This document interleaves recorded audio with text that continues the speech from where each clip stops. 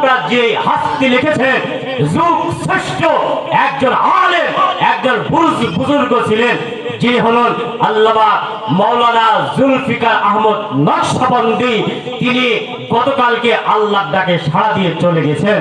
আমরা দোয়া করি আল্লাহ পাক যেন তাকে আল্লাহর এরকম ভাবে কবরের ভিতরে তাকে যেন জান্নাত নসিব করেন, তার স্থানকে যেন আল্লাহ পাক জান্নাতের আলা মাকাম নসিব করেন। সকলে বলো আমিন।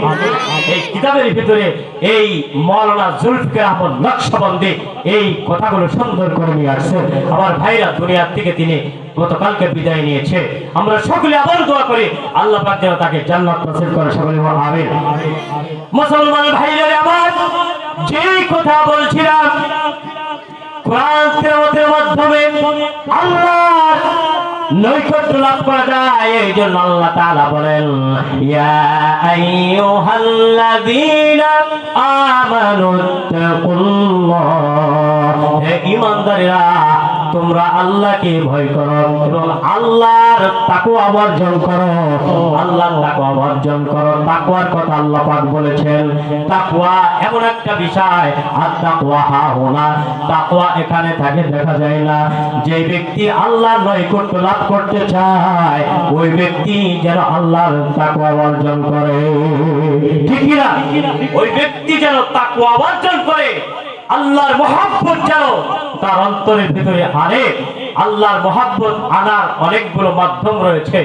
এক নম্বরে হলো আল্লাহ পাক রব্বুল আলামিনের সঙ্গে বান্দার মহব্বত হবে। ওয়াল্লাযীনা এরকম ভাবে মাহু আশিদ্দা, আল্লাহ পাক রব্বুল আলামিন বলেন যে তোমরা আল্লাহর সঙ্গে এরকম ভাবে মহব্বত করো। ইউহিব্বুনাহুম কাহুব্বিল্লাহ, ইউহিব্বুনাহুম কাহুব্বিল্লাহ, তোমরা আল্লাহকে ভয় করো, আল্লাহ তোমাদেরকে এরকম ভাবে আল্লাহ রাব্বুল আলামিন নেকি দান করে। সুবহানাল্লাহ, আল্লাহ তোমাদেরকে মহব্বত করবে। তাহলে তাকওয়া অর্জন করতে হবে। ঠিক না ঠিক ভাই আমার? তাকওয়া অর্জনের অনেকগুলো মাধ্যম, যেটা বললাম কোরআন তেলাওয়াতের মাধ্যমে আল্লাহ তাকওয়া অর্জন করা যায়, ঈমান মজবুত করা যায়।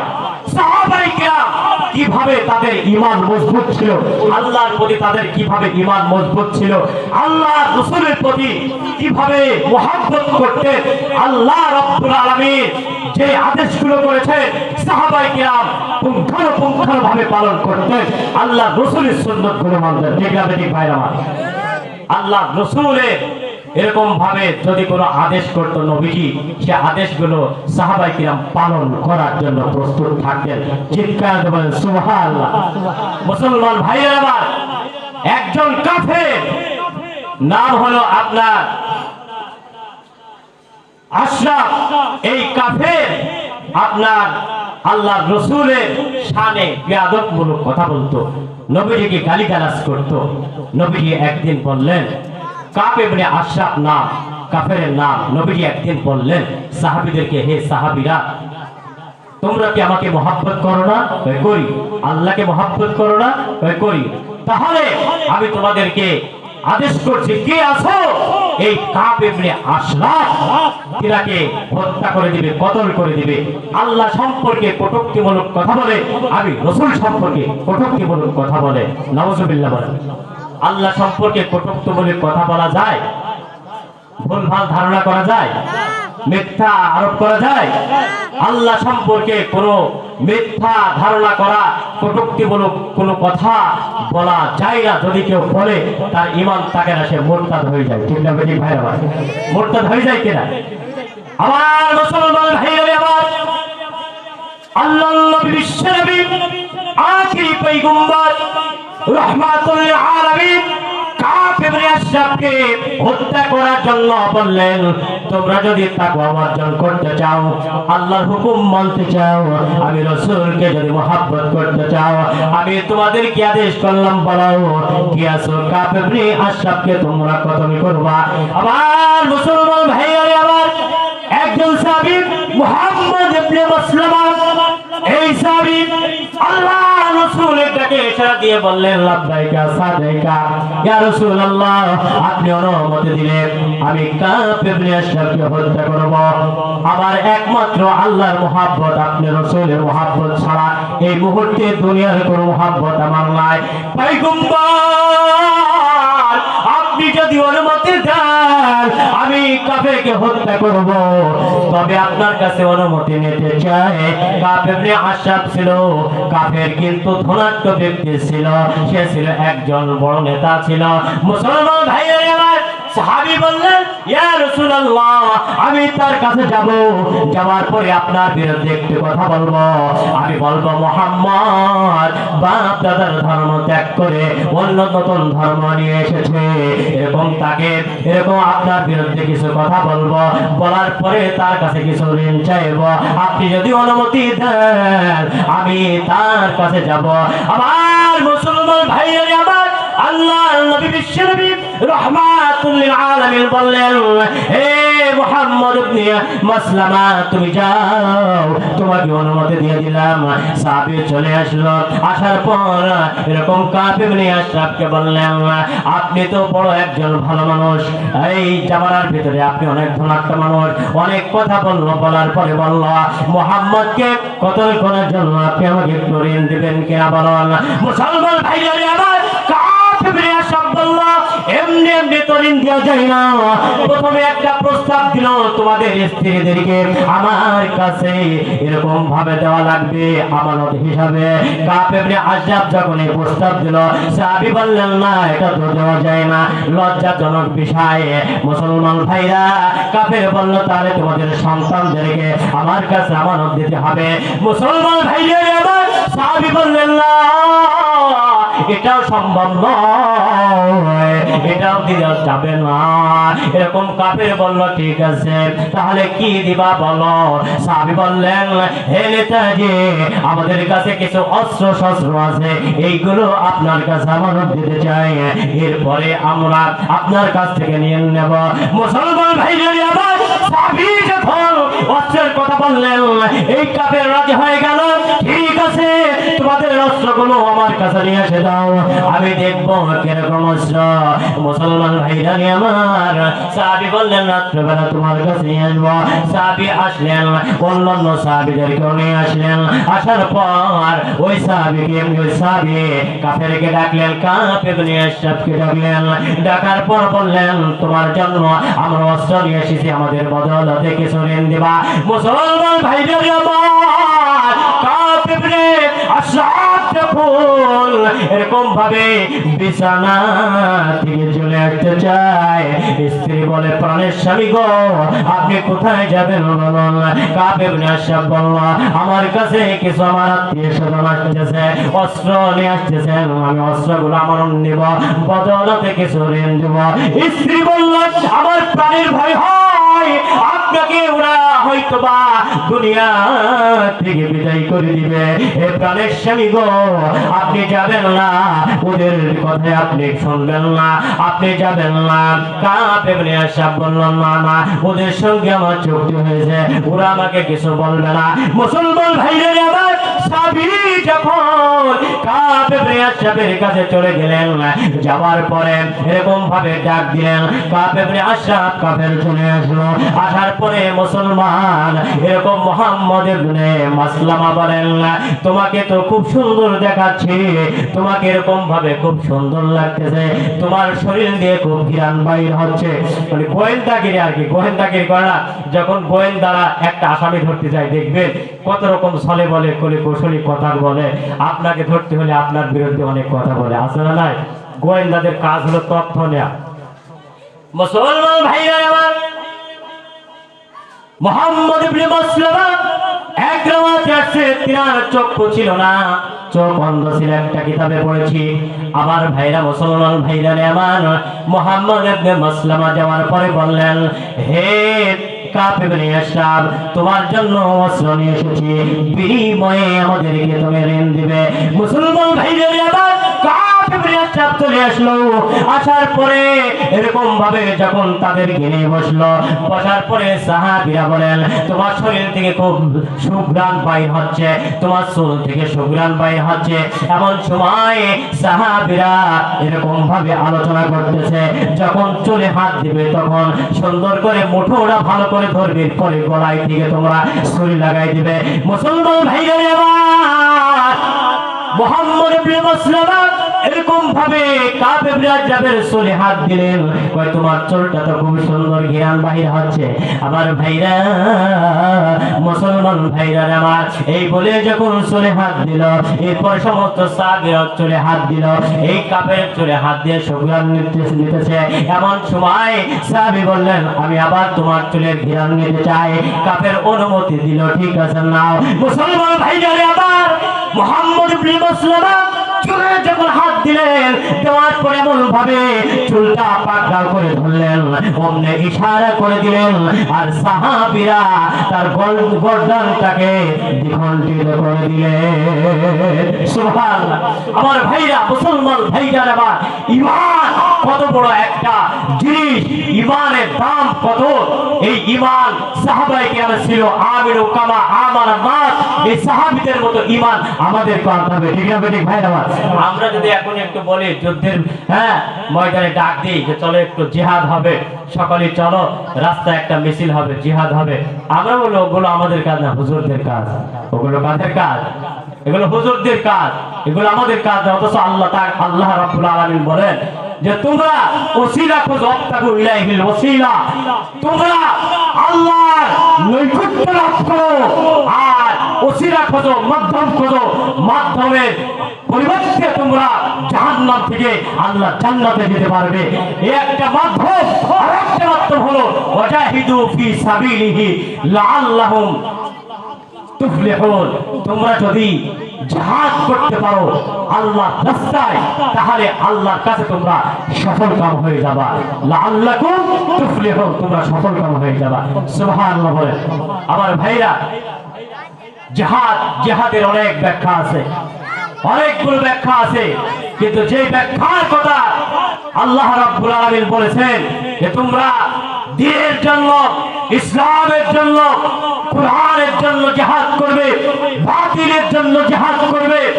যেমন কোন ব্যক্তি যদি আল্লাহর বিরুদ্ধে কথা বলে, রাসূলের বিরুদ্ধে কথা বলে, ইসলামের বিরুদ্ধে কটূক্তিমূলক কথা বলো, তাদের বিরুদ্ধে তোমরা রাস্তায় ঝাঁপিয়ে পড়বে, প্রয়োজন হলে শহীদ হয়ে যাবে, বিনা হিসাবে জান্নাতে যেতে পারবে, ঠিক না ঠিক ভাইরা?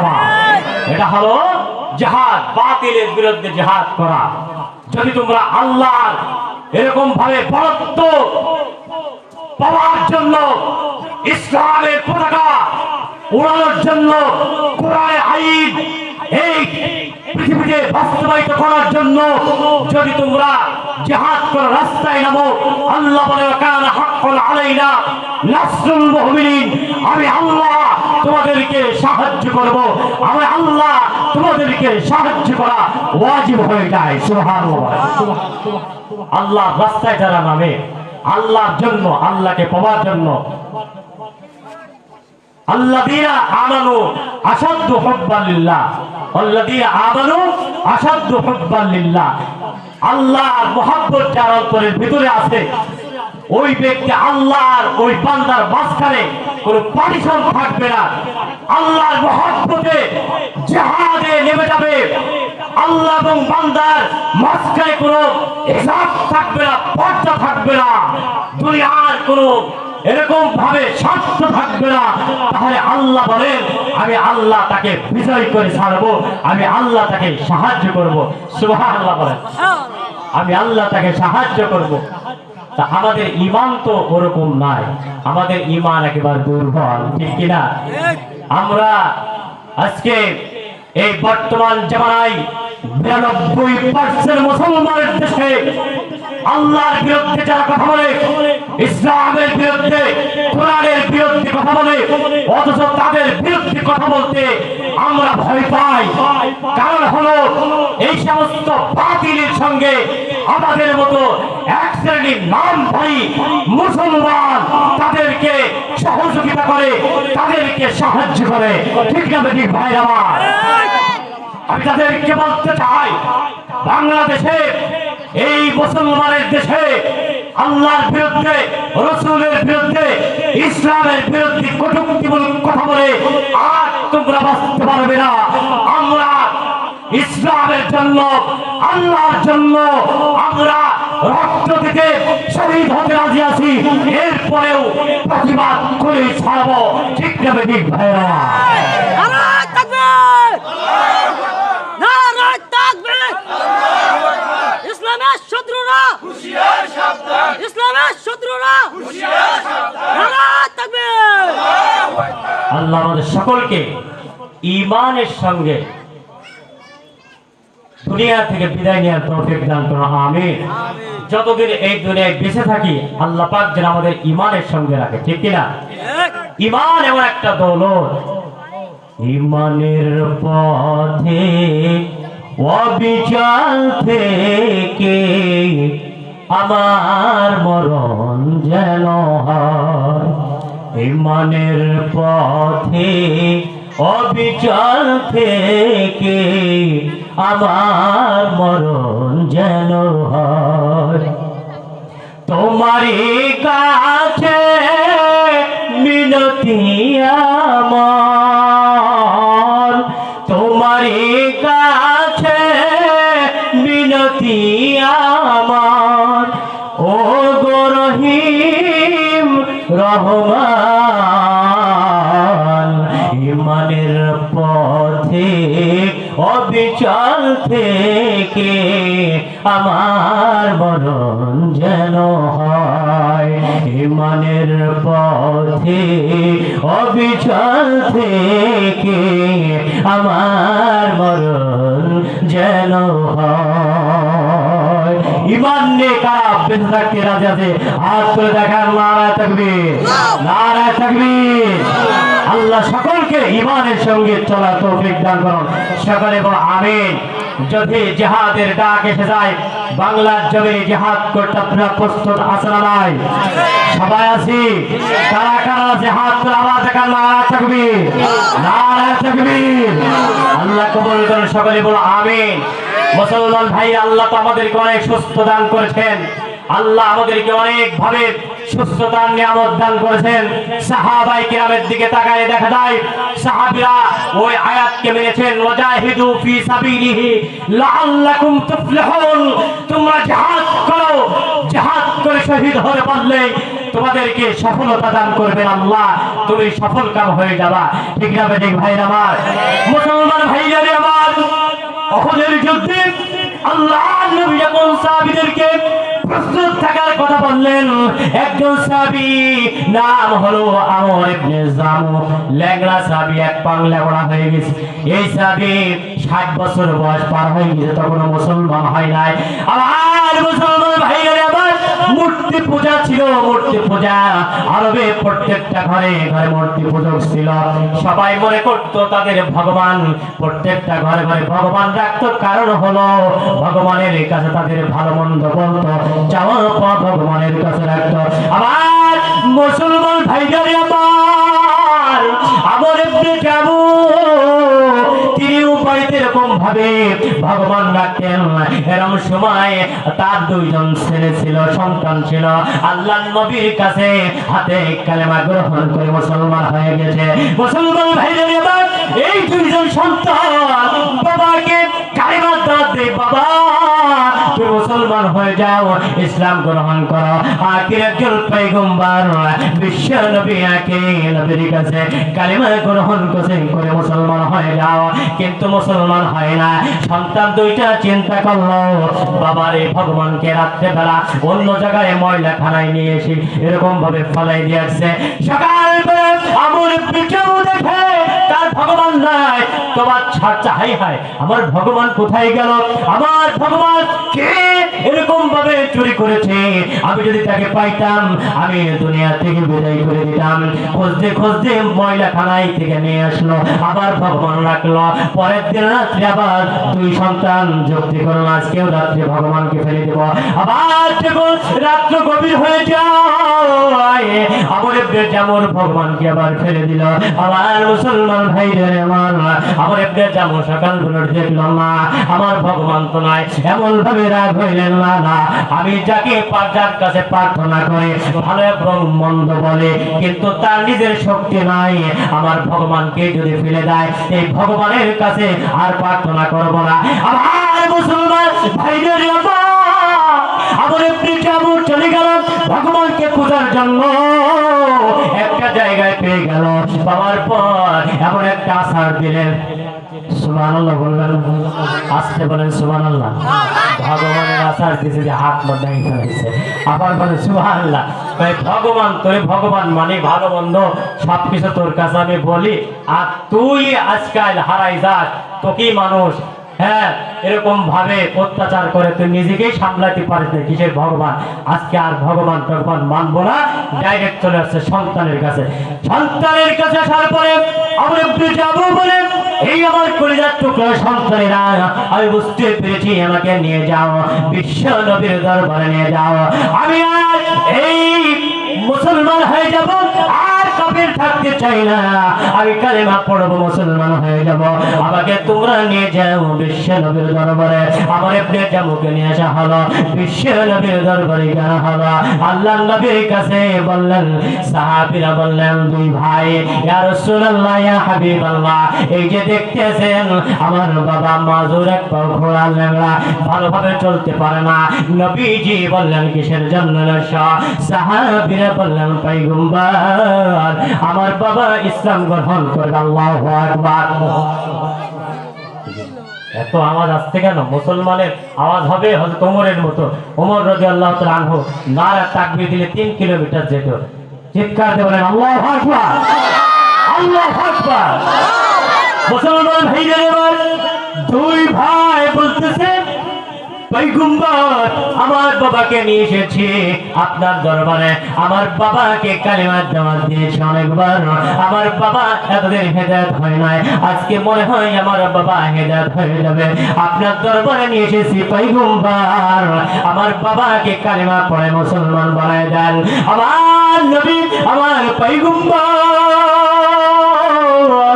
সাহাবীদের কথা শুনে অত্যন্ত খুশি হয়ে গেলেন, আর বললেন, পয়গম্বর বললেন, সাহাবীরা, তোমার বাবাকে বলো পবিত্র হয়ে একটু ওযু করে আসতে। আবার মুসলমান ভাইরা বাবাকে নিয়ে ওযু করালেন, এরপর বিশ্ব নবীর দরবারে চলে আসলেন।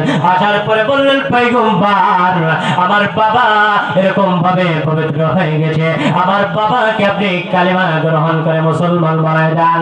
আল্লাহর নবী, বিশ্ব নবী, আখিরি পয়গম্বর, রাহমাতুল লিল আলামিন, কালিমা পড়ে মুসলমান বানাই দিলেন। এরপরে উহুদের এরকম সংক্ষিপ্ত আকারে বলে, এরপরে উহুদের ডাক এসে গেল। কিছুদিন পরে আমার নবী উহুদের ডাক দিলেন। ওই সাহাবী চলে আসলেন, ইয়া রাসূলুল্লাহ, পয়গম্বর, আমার বড় আশা, বড় শখ, আমি এতদিন এরকম ভাবে মূর্তি পূজক ছিলাম, আমি কাফের ছিলাম, আমার বড় শখ, আমি যখন ইসলাম গ্রহণ করেছি, আমার শখ, আমি জিহাদের ময়দানে যাব, যুদ্ধ করে শহীদ হয়ে যাব, বিনা হিসাবে জান্নাতে যেতে চাও। প্রস্তাবটা ভালো না খারাপ? প্রস্তাবটা ভালো না খারাপ? ভালো। সাহাবী কিন্তু মাজুর, এক পাও ল্যাংড়া, এক পাও কি ল্যাংড়া, এরপরও জিহাদে যাওয়ার জন্য প্রস্তুত। মুসলমান ভাইরা আমার, নবী আমার বললেন, হে সাহাবীরা, তুমি মাজুর মানুষ, তোমার জন্য জিহাদে যাওয়ার প্রয়োজন নাই, তুমি বাড়িতে থাকো, তোমার দুই সন্তান জিহাদে যাবে, জিহাদে গেলে ইজ্জত চলবে, তুমি যাওয়ার প্রয়োজন নাই। সাহাবী এরকম ভাবে বলতে রাজি নাই, ইয়া রাসূলুল্লাহ, নবী গো, না না না, আমি আপনার কথা মানতে পারি না, আমি জিহাদের ময়দানে যাব, শহীদ হয়ে যাব, আমি কাফেরদেরকে শহীদ করতে চাই। আবার নবী এরকম ভাবে বারবার বলার পরে যখন নাসুর বান্দা শোনা, নবী বললেন, ঠিক আছে, তুমি জিহাদের ময়দানে যাও। আবার মুসলমান ভাইরা আমার পিটাবু যুদ্ধের ময়দানে চলে গেলেন। যাওয়ার পর যুদ্ধের ময়দানে গেলেন, এরকম ভাবে যাওয়ার পরে নবী দেখলেন আমার ইবনে জামু এসেছে। এক পর্যায়ে 9 জন কাফেরকে এরকম ভাবে দুনিয়া থেকে বিদায় করে দিলেন। সুবহানাল্লাহ, 9 জন কাফেরকে দুনিয়া থেকে বিদায় করে দিলেন, কতল করে দিলেন। দেওয়ার পরে মুসলমান ভাইরা আবার আবুর ইবনে জামু 9 জন এরকম কাফেরকে দুনিয়া থেকে বিদায় করার পরে একজন কাফের আমর ইবনে জামুকে টার্গেট করে মাথায় আঘাত করলেন। আমার ইবনে জামু মাথায় আঘাত পেয়ে দুনিয়া থেকে এরকম ভাবে ঘোড়া থেকে পড়ে গেলেন। পড়ে যাওয়ার পরে আমার ইবনে জামুকে সাহাবিয়া এরকম ভাবে উঠাইলেন। এরপরে নবীজিকে সংবাদ দিলেন, আল্লাহর নবীকে সংবাদ দিলেন, বললেন ইয়া রাসূলুল্লাহ মাজুর সাহাবী আমর ইবনে জামু শহীদ হয়ে গেছে। আল্লাহর নবী এসে আসার পরে নবীজি আমার দেখলেন সাহাবী শহীদ হয়ে গেছে। এরপরে আমার নবী সাহাবীদেরকে বললেন আমি দেখতে পেলাম আল্লাহর নবী বিশ্ব নবী এরকম ভাবে জিহাদের ময়দান থেকে আসলেন। আসার পরে রাত্রিবেলায় আল্লাহর নবী স্বপ্ন জগে দেখলেন আমর ইবনে জামু জান্নাতের ভিতরে দৌড়াদৌড়ি করতেছেন। আল্লাহর নবী বিশ্ব নবী আখির পয়গম্বর সাহাবীদেরকে বললেন হে আমার প্রাণের সাহাবীরা আমর ইবনে জামুর ব্যাপারে স্বপ্ন দেখলাম। সাহাবীরা প্রশ্ন করলেন ইয়া রাসূলুল্লাহ আপনি কি স্বপ্ন দেখলেন জানতে চাইবো পয়গম্বর। নবীজি বললেন সাহাবীরা শোনো আমি স্বপ্ন যোগে দেখলাম আমর ইবনে জামু জান্নাতের ভিতরে দৌড়াদৌড়ি করতেছে। সুবহানাল্লাহ, জান্নাতের ভিতরে দৌড়াদৌড়ি করতেছেন। মুসলমান ভাইরা আমার নবী আমার বললেন জান্নাতের ভিতরে দৌড়াদৌড়ি করতেছেন কিন্তু ল্যাংড়া পাও দিয়ে না। আমি লক্ষ্য করে টার্গেট লক্ষ্য করে দেখলাম আমার ইবনে জামুর দুনিয়ায় থাকতে যে পাওড়া এরকম মাজর ছিল, ল্যাংড়া ছিল, কিন্তু আজকে লক্ষ্য করে দেখলাম আমার ইবনে জামুর সেই পাওড়া আর ল্যাংড়া নাই। আমার আল্লাহ রাব্বুল আলামিন আমার ইবনে জামুর পাওড়া আগে থেকে ভালো করে দিয়েছে। সুবহানাল্লাহ, ভালো করে দিয়েছেন। পাও আমার ইবনে জামু জান্নাতের ভিতরে দৌড়াদৌড়ি করতেছে। মুসলমান ভাইরা আবার যে কথা বলছিলাম যে ওয়াজাহিদু ফি সাবিলিহি লাআল্লাকুম তুফলিহুন, যেই ব্যক্তি এরকম ভাবে আল্লাহর রাস্তায় জিহাদ করে শহীদ হয়ে যাবে আল্লাহ রাব্বুল আলামিন তাকে এরকম ভাবে জাহান্নাম থেকে মুক্ত করে বিনা হিসাবে আল্লাহ তাকে জান্নাতে দিয়ে দিবেন। চিৎকার করে বলেন সুবহানাল্লাহ। আমার ভাইরা আমরা কি সেই সাহাবীদের অনুসরণ করতে রাজি আছি না নাই? আছি না নাই? আল্লাহ তাআলা আমাদের সকলকে এই দুনিয়াতে ঈমান নিয়ে এরকম ভাবে বেঁচে থাকার তৌফিক দান করুন। বাতিলের বিরুদ্ধে সোচ্চার হয়ে দুনিয়ায় যতদিন বাঁচবো বাতিলের বিরুদ্ধে লড়াই বাঁচতে চায়। ঠিক না বেঠিক ভাইরা? বাঘের মতো বাঁচতে চায়, বিড়ালের মতো বাঁচতে চায় না। এই যে আপনার পশ্চিমবঙ্গে এই মাসের 6 তারিখে আপনার পশ্চিমবঙ্গের কথা, আপনার ভারতের কথা কি বলবো, আমি তো ভারতে বহুত সফর দিই। একেবারে আপনার কলকাতা থেকে আসাম ত্রিপুরা, প্রায় কলকাতা থেকে আপনার আসাম 1200 কিলো রাস্তা, গুয়াহাটি বোঝাই, এরপরে ত্রিপুরা প্রায় 1800 কিলো রাস্তা। এই সমস্ত এলাকার সফর দিয়েছি। মুসলমানদের উপরে কিভাবে অত্যাচার হচ্ছে। আমি গতবারের আগের বার আসামে প্রোগ্রামে যে আমাকে পুলিশে নিয়েছিল 10 গাড়ি পুলিশ আসছিল আমাকে। নিউ বঙ্গাইগাঁও একটা রেল স্টেশন আছে, ওখানে একটা থানা আছে বিজলি থানা, এই থানায় নিয়েছিল। আল্লাহ আমাকে হেফাজত করছে। আমার পাসপোর্ট ভিসা একদম 100 সব ওকে, আমাকে নিয়েছিল। মুসলমানদের কি অত্যাচার! বাংলাদেশ থেকে বক্তা যাওয়া আসামে নিষেধ। ওখানকার মুখ্যমন্ত্রী হিমন্ত বিশ্ব শর্মা এখনো আছে। কলকাতায় যেভাবে মুসলমানদেরকে অত্যাচার করা হচ্ছে, রাজস্থানে যেভাবে মুসলমানদের উপর অত্যাচার করা হচ্ছে, আমার ভাইয়া এই বাবরি মসজিদ 92 সালে ভাঙার পরে আল্লাহর একজন বান্দা এই মুর্শিদাবাদে বেলডাঙ্গা নাম হলো হুমায়ুন কবির, তৃণমূলের একজন এমএল ছিলেন। তিনি এরকম ভাবে নিয়ত করেছে আমি আবার বাবরি মসজিদ করবো, মসজিদ ভেঙে রাম মন্দির হয়েছে, যত টাকা লাগে আমি মসজিদ করব, বাবরি মসজিদ বানাবো, তার টাকা পয়সা দিয়ে ঈমান কত মজবুত থাকেন দিনের জন্য এই বেচারা 6 তারিখে ডাক দিয়েছে। সমস্ত মুর্শিদাবাদ আসাম থেকে এরকম ভাবে আপনার পশ্চিম বাংলার যত মুসলমান আছে সকলেই টাকা পয়সা ইট বালু সিমেন্ট রড দিয়ে সেখানে ভরপুর করে দিয়েছে, এলাকায় মুখরিত করে দিয়েছে, দেখিয়ে দিয়েছে মুসলমানদের ঈমান কত মজবুত। এই পৃথিবীতে এখনো মুসলমান আছে। আমরা হিন্দুস্তানে বসবাস করে আমরা মুশরিকদের ভয় পাই না, মুসলমান ভাগের জাত, তাকে এরকম ভাবে হুমকি দেওয়া হয়েছে, কেন্দ্রীয় নেতারা হুমকি দিয়েছে, এরকম মুখ্যমন্ত্রী হুমকি দিয়েছে, হুমকির পরোয়া না করে এই বাবরি মসজিদ তৈরি করার জন্য আবার প্রস্তুত হয়েছে, ইকবাল শিবির তৈরি হয়েছে। আল্লাহ পাক হুমায়ুন কবিরকে কবুল করুন, আল্লাহ পাক হুমায়ুনের মতো ঈমান আমাদের সকলকে দান করো, সকলে বলা হবে আমরা তার মতো হতে চাই কি চাই না। এই বাবরি মসজিদ আবার তৈরি করেছে আমাদের বাংলার জমিনে শাইখুল হাদিস, এরকম ভাবে বড় একজন হাস্তি সকলে জানেন আল্লামা শাইখুল হাদিস, আল্লামা মামুনুল হক বাবরি মসজিদ তৈরি করার জন্য উদ্বোধন করেছিলেন।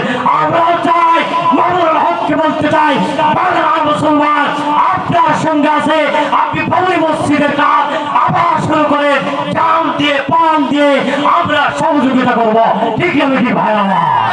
কারা কারা যদি হাত তুলে দেখা না থাকবি ইসলামের শত্রুরা, হুঁশিয়ার সাবধান, ইসলামের শত্রুরা, হুঁশিয়ার সাবধান, লিল্লাহে তাকবীর। আমার মহাব্বতের কলিজার বন্ধু হযরত মাওলানা নুরুল ইসলাম গুলজারি সাহেব এসে গেছেন। আজকের এই মাহফিলের যিনি সভাপতিত্ব করবেন আল্লামা হযরত মাওলানা ফারুক হোসেন হাফিজাহুল্লাহ, পরিচালক শাইখুল হাদিস জামিয়া আরাবিয়া নূরে মদিনা মুজারবিল মাদ্রাসার হুজুর এসে গেছেন। আমাদের পাশাপাশি শাইখুল হাদিস আল্লামা শামসুদ্দিন কাসিমি সাহেব স্টেজে এসে গেছেন এবং বিশেষ বক্তা এসে গেছেন। আমি আর সামনের দিকে এগোতে চাই না। আল্লাহ পাক আমাদের সকলকে আমরা যা বললাম এর উপরে ঈমান নিয়ে বেঁচে থাকার তৌফিক দান করেন, সকলে বলুন আমিন। আসসালামু আলাইকুম ওয়া রাহমাতুল্লাহ।